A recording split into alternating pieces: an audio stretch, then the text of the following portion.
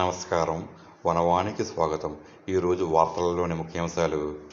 తూర్పుగోదావరి జిల్లా బిక్కవోలు మండలం కొంకుదురు గ్రామంలో ఆధ్యాత్మిక వాతావరణం నెలకొంది. గ్రామంలోని మార్కెట్ సెంటర్ వెలసిన వినాయకుని మండపం వద్ద వినాయక చవితి నవరాత్రి ఉత్సవాలలో భాగంగా 8వ రోజైన బుధవారం సామూహిక లక్ష్మీగణపతి గరిక పూజలు అత్యంత వైభవంగా జరిగాయి.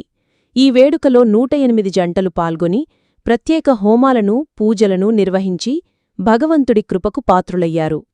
బ్రహ్మశ్రీ రమణశర్మ ఆధ్వర్యంలో పౌరోహితులో వేద మంత్రోచ్చారణల మధ్య ఈ పూజలను శాస్త్రోక్తంగా నిర్వహించారు.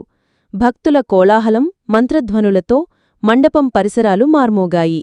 ఈ సందర్భంగా కమిటీ ప్రెసిడెంట్ చిన్నం వీరభద్రారెడ్డి మాట్లాడుతూ, తాము గత 10 సంవత్సరాలుగా వినాయక చవితి నవరాత్రులలో ఈ హోమాన్ని నిరంతరాయంగా నిర్వహిస్తున్నామని తెలిపారు. ఈ పూజల ద్వారా గ్రామ ప్రజలకు సకల శుభాలు కలుగుతాయని ఆయన ఆకాంక్షించారు. అనంతరం బ్రహ్మశ్రీ రమణశర్మ లక్ష్మీ గణపతి గరిక పూజల విశిష్టతను, వాటిని నిర్వహించటం ద్వారా కలిగే ప్రయోజనాలను భక్తులకు వివరించారు.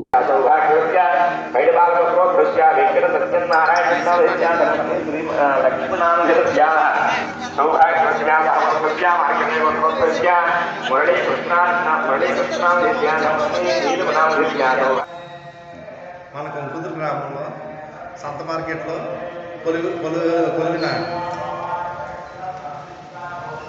వినాయక చవితి సందర్భంగా లక్ష గరిక పూజ, లక్ష్మీ గణపతి హోమం జరిపిస్తున్నాము.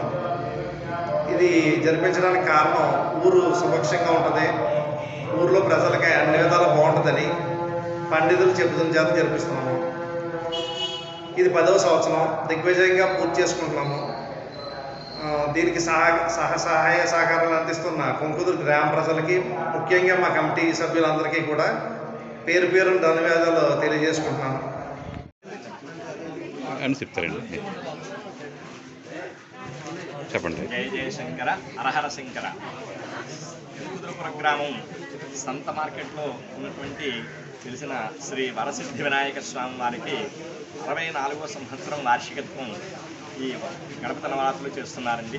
ఇందులో భాగంగా 10 సంవత్సరాల నుంచి ప్రతి సంవత్సరము సామూహికంగా లక్ష్మీ గణపతి హోమం అనేటువంటిది చేస్తున్నారు. అంటే ఇప్పటికి 14 సంవత్సరాలు 13 సంవత్సరాలు అయిపోను, కానీ మధ్యలో మనకి కరోనా అనేటువంటిది రావడం వల్ల కొంతకాలం ఆపుచేసి జనసంక్షేమం కోసం మళ్ళీ మొదలుపెట్టారు. అందుచేతన 10 సంవత్సరాలు అనుకోవచ్చు. అక్కడి నుంచి కూడా సామూహికంగా భక్తులందరూ కూడా లక్ష్మీ గణపతి హోమాన్ని నిర్వహిస్తున్నారు. ఈ యొక్క లక్ష్మీ గణపతి హోమం సకల శుభప్రదం అండి. ఇది శాస్త్రంలో గొప్ప అద్భుతమైనటువంటి సమ్మిళితం. అంటే గణపతి సర్వకాలం యందు కూడా ఆయన థాట్ ఇచ్చేటువంటి వాడు. మూలాధార స్థితిని పైకి లేవదీసి సహస్రార స్థితికి తీసుకెళ్లేటువంటి ఉపకారి గణపతి. ఏమండి, దానికి అత్యంత అవసరమైనటువంటి లక్ష్మి. లక్ష్మి అంటే మనం కేవలం డబ్బే అనుకుంటామండి. కేవలం డబ్బు కాదండి. ధనం అగ్నిర్ధనం, వాయుర్ధనం, సూర్యోధనం, వసు.